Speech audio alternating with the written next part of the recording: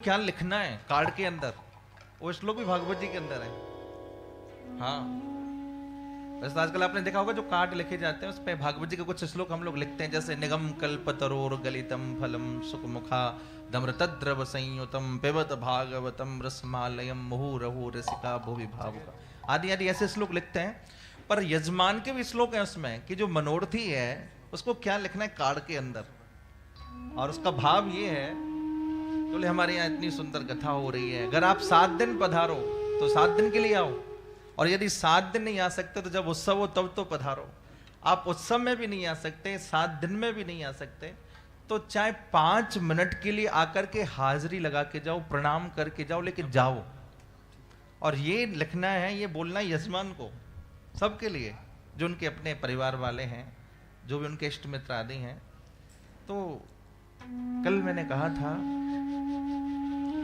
कि श्रीमद् भागवत महापुराण ये साक्षात कृष्ण स्वरूप है। क्या है ये? कृष्ण स्वरूप है। इसलिए आप आद्योपांत देखेंगे इसमें कृष्ण ही कृष्ण भरा है, जिसका नाम ही है भागवत। भागवत शब्द में 4 अक्षर होते हैं। भा माने भक्ति, जिसको सुनने से भक्ति मिल जाए। भाई कल कथा सुनी ना, भक्ति माता के ज्ञान और वैराग्य दोनों जागृत हो गए कथा सुन करके। जिसको सुनने से भक्ति जागृत हो, ज्ञान जागृत हो, वैराग्य जागृत हो। ग माने गति। भागवत की कथा सुनने के बाद मात्र 7 दिन के अंदर परीक्षित की गति हो गई, प्रमाण है। 7 दिन में उसकी मुक्ति हो गई। वा माने वैराग्य और त माने तप। जो कथा सुने भैया उसको अलग से तपस्या करने की कोई जरूरत ही नहीं है। करो तो बहुत अच्छी बात है, पर यह नियम है।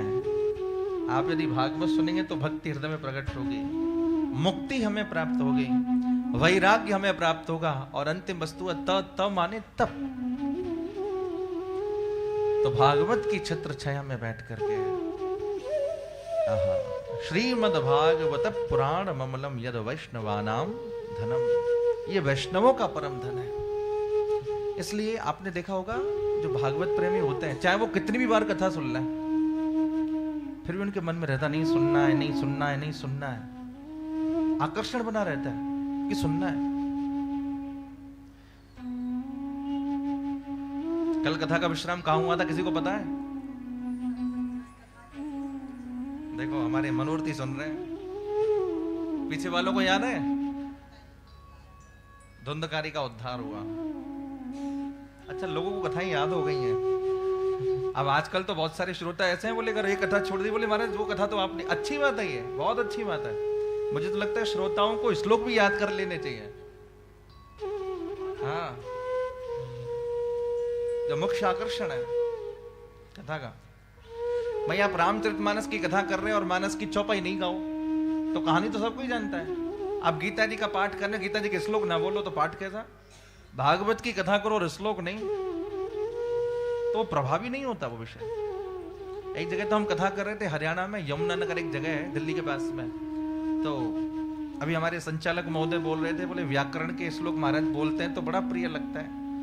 तो हम उस क्षेत्र में पहली बार कथा करने गए। अब हरियाणा ही है थोड़ा। यमुनानगर में कथा हो रही थी, तो अब जिन्होंने कथा कराई उन्होंने हमको इसी बात पे फिक्स किया, बोले महाराज जी आप श्लोक बहुत बोलते हैं, आपके श्लोक ही हमको सुनना है। तब मैंने कहा ये तो बहुत अच्छी बात है। अब श्रोताओं को देख के पता चलता है कि श्रोता किस क्वालिटी के हैं। आप ज्यादा श्लोक बोलो, ज्यादा संस्कृत बोलो तो कोई पता चले सामने वाला सो जाए। तो मुझे पहले दिन जब कथा हुई तो पहले दिन मैंने थोड़े भागवत जी के श्लोक कम बोले। तो दूसरे दिन जो यजमान थे वहां के आगे मुझे बोले महाराज और कथाओं में तो आप खूब श्लोक बोलते हैं, आपने इस कथा में श्लोक कम क्यों बोले? मैंने कहा मुझे ऐसा लगा कि सामने कुछ श्रोता ज्यादा शायद समझ नहीं पा रहे, इसलिए मैंने कम बोले। तो उसने एक बहुत प्यारी बात कही, मुझे अब तक याद है।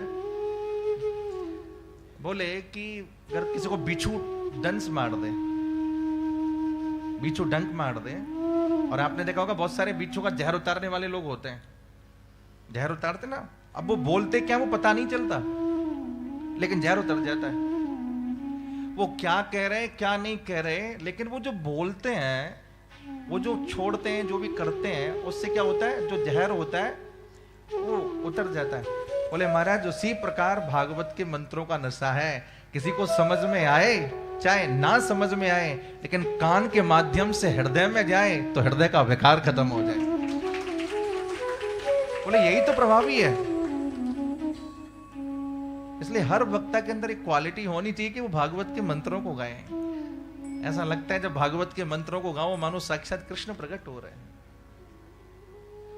कल के प्रसंग में हम लोगों ने श्रवण किया भैया, कथा सुनकर के धुंधकारी का उद्धार हो गया। और जब धुंधकारी पहले प्रेत था, कथा सुनी तो भगवान का पार्षद बन गया। धुंधकारी ने इतना बढ़िया प्रवचन दिया है भागवत में, बताओ। प्रवचन दे रहा है धुंधकारी, कहता है धन्या भागवती वार्ता प्रेत पीड़ा विनाशिनी। धन्य ये भागवत की कथा जिसने मेरे जैसे प्रेत का उद्धार कर दिया। इसलिए बुध बुधा इव तो येसु मस्का इव जंतसु। पानी में बुलबुला पैदा होता है, थोड़ी देर में फूट जाता है। मच्छर सुबह पैदा होते हैं, शाम तक मर जाते हैं। उसी प्रकार हम संसारी हैं, पता नहीं कब क्या होगा। इसलिए जितना समय मिल जाए, धुंधकारी कहता है भैया कथा सुनो, कथा सुनो।